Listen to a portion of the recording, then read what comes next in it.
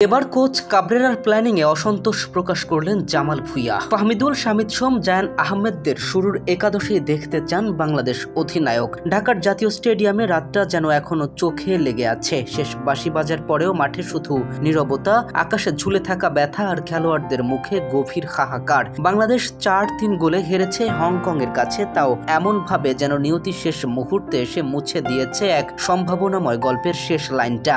হাভিয়ার Cabrera হয়তো ভাবেননি যে 4 জন ফুটবলারকে শুরুতে বসিয়ে রাখা হয়েছিল তাদের নিয়েই পরে বাংলাদেশ লড়াইয়ে ফিরবে। শামিদ, জায়ান, ফাহমিদুল আর অধিনায়ক জামাল ভুঁইয়া, এই 4 প্রবাসী খেলোয়াড় দ্বিতীয়ার্ধে নেমে মাঠে আগুন জ্বেলে দিয়েছিলেন। যেন এক মুহূর্তে বদলে গিয়েছিল ম্যাচের তালে।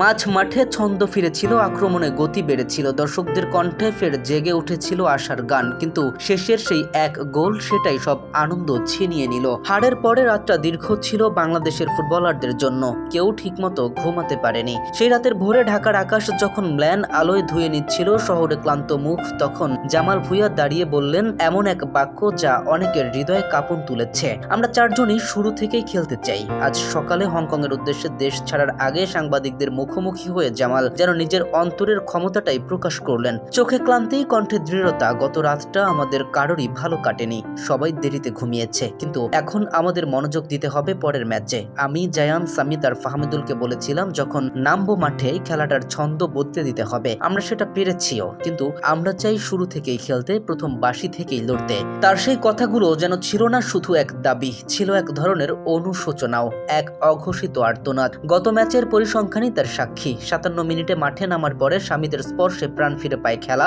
84 মিনিটে মোরসালিনের গোলে ফিরে আসে রোমাঞ্চ, আর 90 মিনিটে সামিতের হেডে সমতা। সেই মুহূর্তে বাংলাদেশ যেন স্বপ্ন ছুঁয়েছিল মহাকাব্যের পেশ পংক্তি। অথচ যোগ করা সময়ের 11 মিনিটে এক ভুল হেডে সব শেষ। মাঠে তখন শুধু হতাশার কাঁদছিল চোখ, বুক ভরেছিল নিঃশব্দ আর্তনাদে। এই হারের পর বাংলাদেশ দলের এশিয়ান কাপে ওঠার সম্ভাবনা কার্যত শেষ। 3 ম্যাচে মাত্র 1 পয়েন্ট, আর হংকং শীর্ষ 7 পয়েন্ট নিয়ে এগিয়ে। অথচ জয় পেলেই হয়তো ইতিহাসটা অন্যরকম হতো। আজও স্টেডিয়ামের ঘাসে পড়ে আছে গত রাতের ঘাম, হয়তো কিছু অশ্রু।